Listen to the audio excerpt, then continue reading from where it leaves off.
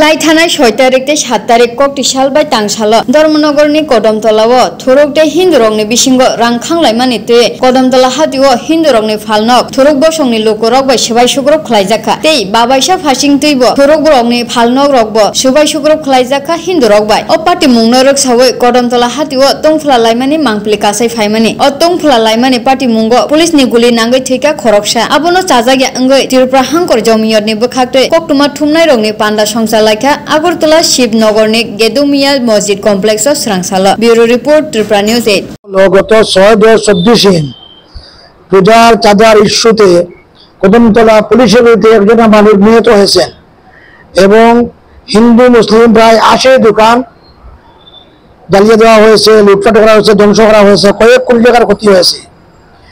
এই জন্য আমরা সরকারের নিকট দাবি জানাইতেছি পুলিশ প্রশাসন নিষ্ক্রিয়তার কারণে দুষ্কৃতিকারীরা সুযোগ পেয়ে এই সমস্ত করছে। একটা প্রশাসন আছে বলিয়া নামমাত্র প্রশাসন ন্যায় ইনসাফ কিছুই বোঝা যাইতেছে না প্রশাসনের। আমরা দায়ী করতেছি প্রশাসনের কারণে এগুলা হয়েছে। জন্য আমাদের দাবি সরকার শক্ত হাতে পরিস্থিতি মোকাবিলা করে রাজ্যের বিভিন্ন জাতিগোষ্ঠীর মধ্যে সংহতি, সম্প্রীতি ও শান্তি ফিরিয়ে আনার জন্য বলিষ্ঠ ভূমিকা গ্রহণ করতে হবে। 2, যেখানে এই ধরনের দাঙ্গা সংঘটিত হবে সেখানে ডিএম, এসপি, থানার ওসি থেকে কৈফিয়ত নিতে হবে, তাদেরকে অপসারিত অথবা বদলি করতে হবে যাতে কোথায় এই ধরনের ঘটনা না ঘটে।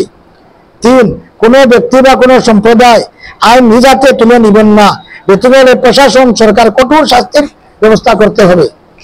4 নম্বর, উভয় সম্প্রদায়ের লোকজনের এবং মসজিদের সরকার কর্তৃক 100% ক্ষতিপূরণ দিতে হবে। 5, এই অবাঞ্ছনীয় নিন্দনীয় ঘটনা যাদের দ্বারা সংঘটিত হয়েছে তাদের দৃষ্টান্তমূলক শাস্তি দিতে হবে। 6, চাঁদার ব্যাপারে মুখ্যমন্ত্রীর আদেশকে মান্যতা দেওয়া হলে কদমতলায় এই অঘটন সংঘটিত হতো না। ভারতবর্ষ ধর্মনিরপেক্ষ রাষ্ট্র, তাই হিন্দুদের নিজের পূজা এবং মুসলিমদের উৎসব নিজ সম্প্রদায়ের মাধ্যমে সম্পন্ন করতে হবে। অন্য সম্প্রদায়ের চাঁদার ব্যাপারে চাপ সৃষ্টি করতে পারবে না, তার প্রতি সরকার প্রশাসনের কার্যকরী ভূমিকা নিতে হবে। 7, যাবতীয় পূজা মুসলিমদের উৎসব উপলক্ষে পূজা মণ্ডপ উৎসবের স্থান সহ সারা ত্রিপুরার রাস্তাঘাটে, বাজারে, শহরে সর্বত্র আরক্ষা প্রশাসন মোতায়েন করতে হবে যাতে শান্তি সম্প্রীতি বজায় থাকে। 8, মুখ্যমন্ত্রীকে 3 বার চিঠি দেওয়ার পরে উনি সময় দেন নাই।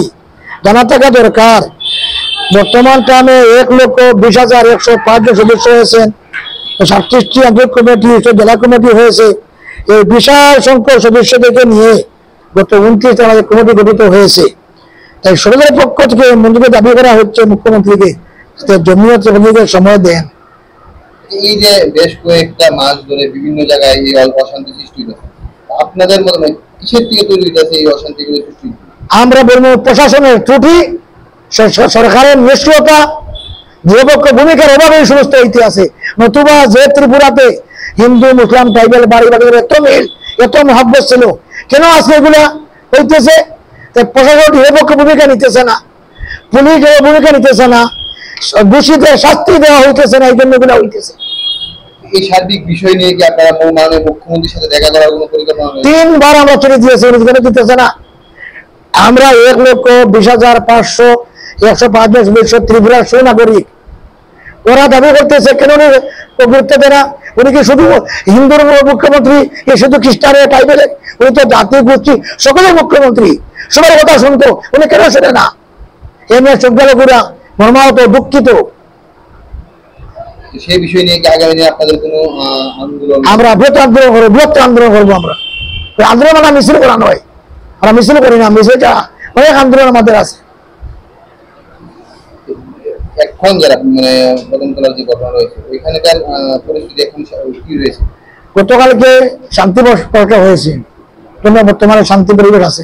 শান্তি হলে কি হবো? আজকে লক্ষ লক্ষ না কোটি কোটি টাকার হিন্দু মুসলমানের ক্ষতি হয়েছে, ক্ষতিপূরণ চাইতেছে।